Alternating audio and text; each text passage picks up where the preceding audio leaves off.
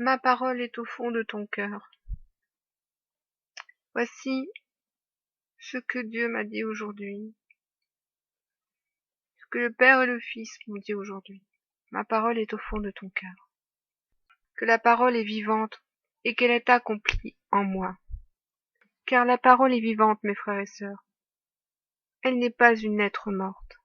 Comme vous le savez, j'ai souvent exhorté les hommes à fermer leur Bible et à rechercher sincèrement Dieu, chercher celui qui est vivant, afin de devenir vivant en lui et que lui puisse devenir vivant en vous.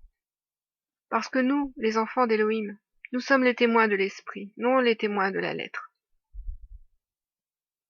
Non comme le sont tous ces faux pasteurs devant leurs estrades, qui prêchent, qui enseignent selon le livre, et qui n'ont pas le témoignage en eux. Je vous le demande, les apôtres, lorsqu'ils prêchaient la bonne nouvelle et la parole de notre Seigneur Yeshua, avaient-ils une Bible entre les mains? Non. Car ils étaient sous l'onction de la parole. Ils étaient la parole. Ils étaient sous l'onction de Yeshua, l'onction de la parole, l'onction du Mashiach, du Messie. Ils n'avaient pas besoin de livre. Ils étaient le livre vivant de la vérité, de la vie, proclamé à tous ceux qui avaient des oreilles pour entendre et pour recevoir, à ceux qui avaient l'amour de la vérité pour entendre cette vérité. Je vois des chrétiens lire leur Bible tous les jours. Certaines Bibles tombent en poussière, tellement elles ont été feuilletées, lues et relues, et méditées. Comme le dit Yeshua, ils lisent les Écritures et ils ne viennent pas à moi pour être sauvés. Il l'a dit dans un verset, je ne sais plus lequel, mais il l'a dit. Vous sondez les Écritures, oui, vous sondez les Écritures, mais vous ne venez pas à moi pour avoir la vie éternelle. Vous sondez les Écritures pour apprendre à le connaître. Mais vous ne le cherchez pas en vérité. Et si vous le cherchez, c'est parce que vous ne l'avez pas encore trouvé. Si vous l'auriez trouvé, vous le connaîtriez. Et vous pourriez aujourd'hui fermer ce livre, cette lettre qui est un témoignage de notre Seigneur, pour vous-même devenir le témoignage de votre Seigneur. Vous-même annoncer à tous cette vérité, celle non pas que vous avez lue, mais celle que vous avez reçue. Alors oui, je le proclame, la parole est vivante. Et les véritables enfants d'Élohim sont les témoins de l'esprit, non de la lettre. Reconnaissez à cela ceux qui sont le véritable peuple d'Israël. Ce sont ceux qui ont été circoncis de cœur. Car cette parole que vous lisez dans la lettre, cette parole, toute cette parole a été gravée dans leur cœur. Et elle est aujourd'hui vivante dans leur cœur. C'est pourquoi si vous leur retirez le livre, ils pourront toujours vous témoigner de cette vérité.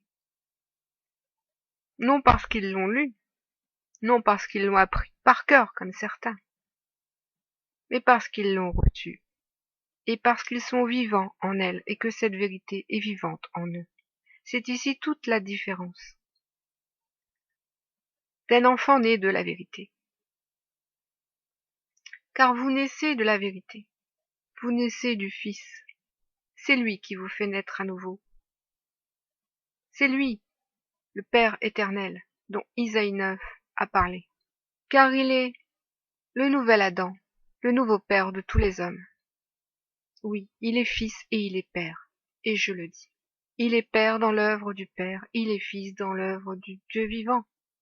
Il nous a engendrés de sa semence de vie, son esprit. Car la parole est esprit et vie. Car c'est Yeshua qui vous baptise, ce ne sont pas les hommes. C'est Yeshua qui vous baptise.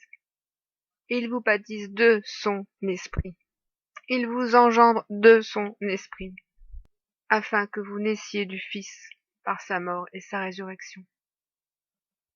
Et lorsque cette œuvre est accomplie, la parole est accomplie en vous. Toute la parole est accomplie en vous. parce que vous êtes morts en Yeshua. Et cette parole que Yeshua a prononcée sur le bois, où il dit là, tout est accompli.